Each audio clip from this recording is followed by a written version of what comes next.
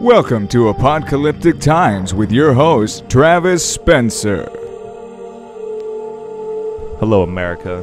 Welcome to aPODcalyptic Times. I'd like to thank everybody who's been clicking through on Amazon.com. Go to our website, click the banner, buy nice things. Tonight on the show, I'm excited. We got Ramón Govea. He's a writer, actor, director, and producer. His latest project is a series called Ancient Tomorrow. Very excited to talk to him. He'll actually know what I'm talking about, as opposed to you jackasses. He might actually educate me on some things. I thought you were trying to build him up in the intro, but to say he understands you is kind of tearing him down. Yeah, it means he's an amazing person. How dare you, John Derby? You know what? Just don't say anything during the interview. I'll let you talk now. Get it out now. But I am asking your help in the tremendous task of informing and alerting the American people. All right, so the big story is this NSA wiretapping and Edward Snowden. You guys familiar with this story? Yeah. I'd like to throw this one to John Derby. You don't understand technology at all. So how do you feel about the government spying on you, everything you do? I feel like I should be more upset about it, but it doesn't. I'm not surprised by it one bit. But it's not the Spurs and the Heat in the finals, so I can't get angry about it. No, it's just. So what's next? I was going to say, can we get back to what we were talking about? Yes, but I was going to say, if you want to fix it, get off the internet, put your cell phone away. No. Yeah. We're gonna stay on it by trolling them. So every email you write, every tweet you put hashtag terrorist, hashtag Al Qaeda on it. Just fuck up their system. Let's logjam their system and fuck them from the inside out. That's usually how I like to fuck people. From the inside out. If Obama grew up in today's generation, it would be known that he was a pot smoker, and yeah, he grew up in Haiti, so it was fine. I thought it was Kenya. I don't care. Wherever he grew up, he was like Kobe beef. The CIA was just massaging him, getting him ready to run for president when he finally came to America. It's time for On the John with John Derby. This is what I want to talk about. When I say, I'm going to reference, I'm going to say people, and I'm going to say everyone. I am absolutely included in that, if not the most egregious offender in what I'm going to talk about. But I wish that this country cared more about the issues with this country more than they care about TV. Prime example, Game of Thrones, second to last episode, people freaked the hell out. They lost their mind with what happened in an hour-long drama on a cable network. Yet, we can have wiretapping and Monsanto and people giving us cancer and not curing our cancer and all of these different things. But everyone goes to Facebook and Twitter as soon as something happens in a television show. I think the solution should be, let's make the government an entertaining reality series. If we can make the freaks from the Jersey Shore relevant, and we can watch fat little Honey Boo Boo run around and spray her white trash everywhere, there has to be a way to make what's going on in the government entertaining and relevant, because we're not going to get rid of TV. That's always going to be there, and we're always going to seek entertainment and escape. So let's make that part of it so we can actually be informed as to what the hell's going on and maybe do something about it, so we don't have to have the Jersey Shore or Honey Boo Boo. And when something cool happens in Game of Thrones, it'll just be something cool that happened on a television show versus a nation freaking out.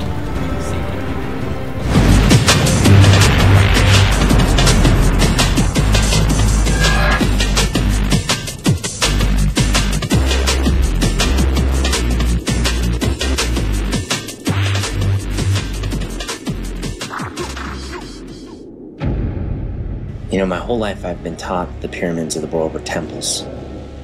But I don't understand why they were built so precise with the earth and the stars. And how can the pyramids be tombs just to hold dead kings? It just doesn't make sense. There's something we're not being told. Welcome back to aPODcalyptic Times.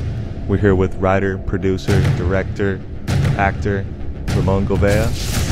Ramón, what did I miss? You do more than that. You do everything, right? I do a lot. But yeah, you got it. Pretty much. I do a little bit of marketing for all that stuff, but nice. That's it. Well, welcome to the show, man. Thank you very man. so much for coming out. Excited to be here. This is my favorite topic. What Ancient Tomorrow opened up for me was just this idea that I can go to all around the world Yeah. to these sites. Like, there's really nothing to stop us. Like, let's just do it. And then I ended up meeting a guy who had also done a similar project that takes place in Duarte, India. And Duarte is an underwater city that is in the Mahabharata, is the old Hindu book, and it talks about the city that was the original like fortress of Krishna. And supposedly there are references to Vimanas, which are like flying spaceships and things like that. They talk about nuclear weapons and all kinds of things. And these are in ancient texts. They talk about an explosion that's the size of like 100 or 1,000 suns or something like that. There's even like blueprints for Vimanas. Yeah, like there's how to build blueprints it, for which Vimanas. is insane. Yeah. Like, and reverse, It's like probably of all the things that I've seen, it's the single most compelling piece of evidence that there was some kind of advanced shit going on long before we thought. Right. So he did that in Duarte, and then I ended up just kind of messaging him and saying, hey, you might be interested in Ancient Tomorrow. And we ended up just partnering up and sort of building Ancient Explorers from that. So Ancient Explorers, while Ancient Tomorrow is just a documentary, Ancient Explorers is like the community we're building around that for people that are really interested in the subject who want to do that too, people who want to explore. Yeah, absolutely. Ramon, with all your travels around the world and everything you've seen, do you have a vision of the apocalypse? How's it going to happen? Dude, I think it's happening right now. Right. Yeah, I don't think that it's like a future thing. In a positive or negative way? I think a little bit of both. I mean, after kind of researching all the stuff that I have researched and just hearing other people's perspectives, people who've been doing this for like 5 times as long as I've been alive. Right. What I think is, and this is just a theory, but I think it's going to have a lot to do with our consciousness, and I think like we're going to start attracting whatever it is we're focused on. So the people that are really focused on like a positive change or a positive shift, are going to start experiencing more of that. And the people who are focused on the death and destruction will be in those places where that's going to happen. I mean, I think it's going to happen. It's inevitable. So you think there's going to be a real separation between... I think so. I think we're kind of seeing that already. Yeah. I think I've said it a couple times, but I think that's what the December 21st date was. Yeah. Possibly like, a jumping point or the 100th monkey or whatever you want to call it, where people just finally start to understand that we're in control of our own consciousness and our destiny. Right. And maybe just it was the 51% point where that amount of positive people, we can maybe start tilting it towards a positive thing. I think you're right. And get these clowns out of here. And take back. Why are you looking at world. me and Duarte when you say get these clowns out? Get these clowns out of here. They're controllers. Like, I get it. I don't read much, but I bring things to the table. Come on, talk John. about the finals. Come on, the finals. We're sponsored by Audible.com, all right? You don't even have to read now. Yeah, right? Technology, That's bro. amazing. Technology's moving so fast. It's You insane. really don't. Lols.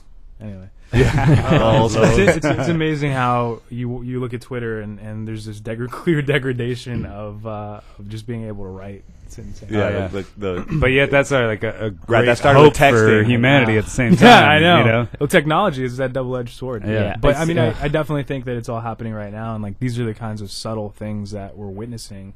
And we're going to see a big shift, man. But I do think that we're shifting away from that sort of control aspect of civilization. I mean, I definitely believe 100% beyond a shadow of a doubt that there is a small population of people that have taken over the planet. Right. And they're trying to run it. And they have been for thousands of years. I think it's the Lannisters, like we were talking about earlier. The Lannisters, yeah.